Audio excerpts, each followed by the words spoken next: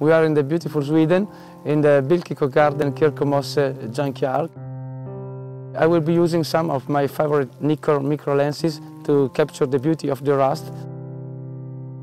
Today I want to capture how the nature is taking back its place. When you put a macro lens on your camera, a whole new world will appear in front of you. You can find a lot of things that you are unable to see with your own eye. So choosing the right macro lens is very important.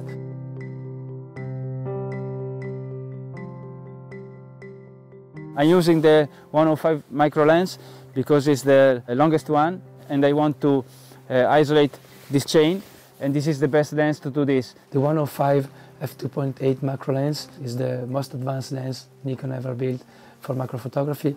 It's the first macro lens to introduce the VR system. The long focal distance permits you to stay further away from the subject. With this narrow depth of field, I can easily take out my subject from the background. I can also use the teleconverter on it to increase the reproduction ratio to get very close pictures of your subject. With its vibration reduction, I can take pictures with my hand without set up a tripod. It's a very good lens for portrait, but it's a very good lens also for macro. It can do both things very, very well. As a nanocrystal coating technology, and it's very important if you want to take pictures with the backlight. Usually a normal lens introduces a lot of flares, but with the nanocrystal technology you can avoid this problem. If I have to bring with me only one macro lens, I prefer to bring this one. So for this kind of picture I decided to use the 40mm lens on the D500. It has a vari-angle screen and it's very useful with such a complicated composition. The 40mm f2.8 is the preferred lens to take pictures of very small subjects because it's very light, it's very compact. It has a very short focal distance.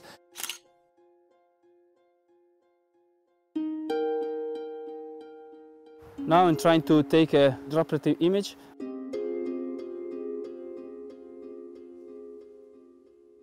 I think this is the best compact lens for a DX user because it's small with a low weight, and you can enter easily the world of macrophotography.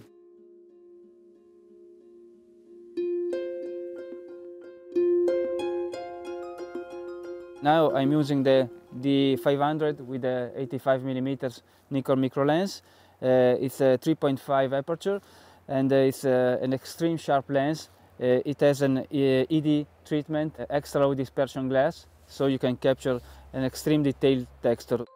The 85mm 3.5 VR micro lens is very useful when you want to capture extremely detailed images of textures or natural elements. It has a great sharpness, and its long focal length is useful to stay further away from your subject.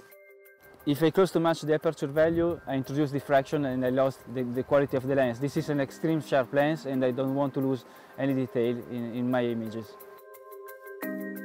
The 85 lens has a lot of features such as VR system, ED glasses, and 9 blades. This is very useful when you want to take autofocus areas with a natural background. The ED glass has a very low dispersion of the light. A lot of lenses suffer from chromatic aberration, and the ED treatment will help you avoiding this problem.